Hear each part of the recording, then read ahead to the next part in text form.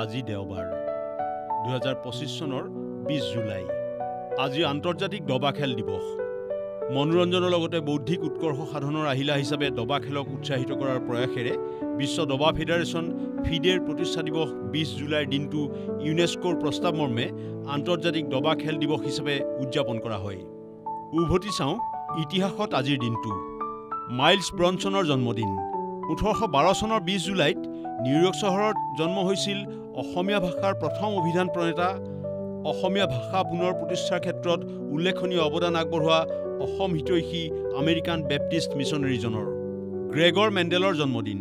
1822 চনৰ 20 জুলাইত অষ্ট্ৰিয়াৰ সিলেছিয়াৰ হাইজেনফোৰ্ড বে অড্ৰাউত জন্ম হৈছিল বংশগতি তত্ত্বৰ উদ্ভাৱক তথা আধুনিক জিনীয় বিজ্ঞানৰ প্ৰতিষ্ঠাপক হিচাপে পৰিচিত প্ৰসিদ্ধ জীৱবিজ্ঞানীজনৰ সম্পূৰ্ণ নাম গ্ৰেগৰ জোহান মেণ্ডেল কৃষ্ণকান্ত সন্দিকৈৰ জন্মদিন 1898 চনৰ 20 জুলাইত যোৰহাটত জন্ম হৈছিল গুৱাহাটী বিশ্ববিদ্যালয়ৰ প্ৰথমগৰাকী উপাচাৰ্য অসম সাহিত্য সভাৰ প্ৰাক্তন সভাপতি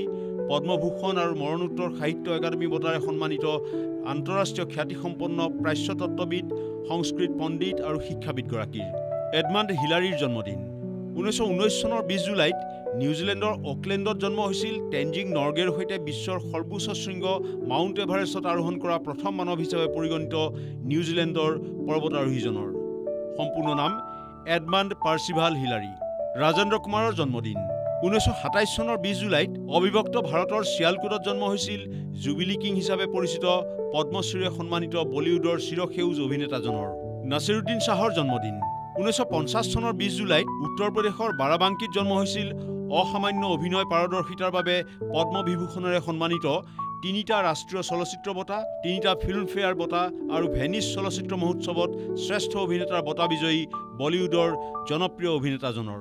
গুগলিয়েমো মাৰ্কনিৰ মৃত্যু 1937 চনৰ 20 জুলাইত 63 বছৰ বয়সত ইটালীৰ ৰোমত মৃত্যু হৈছিল ৰেডিঅ'ৰ উদ্ভাৱক তথা আধুনিক বেতাৰ যোগাযোগ ব্যৱস্থাৰ বাটকটীয়া হিচাপে পৰিচিত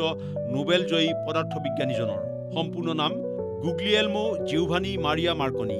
ব্ৰুচ লিৰ মৃত্যু 1973 চনৰ 20 জুলাইত এণ্টাৰ দি ড্ৰেগনৰ ব্যাপক সাফল্যৰ পিছত চতুৰ্থখন চলচ্চিত্ৰ নিৰ্মাণৰ মাজতে 32 বছৰ বয়সত আকস্মিকভাৱে মৃত্যু হয় সমৰ কলাত পাৰ্গত যশস্বী অভিনেতা চলচ্চিত্ৰ নিৰ্মাতাজনৰ মীৰা বেনৰ মৃত্যু 1982 চনৰ 20 জুলাইত 89 বছৰ বয়সত অষ্ট্ৰিয়াৰ ভিয়েনাত মৃত্যু হৈছিল মহাত্মা গান্ধীৰ একান্ত অনুগামী পদ্মবিভূষণেৰে সন্মানিত প্ৰসিদ্ধ স্বাধীনতা সংগ্ৰামীগৰাকীৰ প্ৰকৃত নাম মেডেলিন স্লেড প্ৰথম বংগ বিভাজনত অনুমোদন 1905 চনৰ 20 জুলাইত ব্ৰিটিছ সংসদে প্ৰথম বংগ বিভাজনত অনুমোদন জনায় ভাইচৰয় লৰ্ড কাৰ্জনে ধৰ্মৰ ভিত্তিত বংগ বিভক্ত কৰি অসমক সাঙুৰি মুছলমান সংখ্যাগৰিষ্ঠ পূব বংগ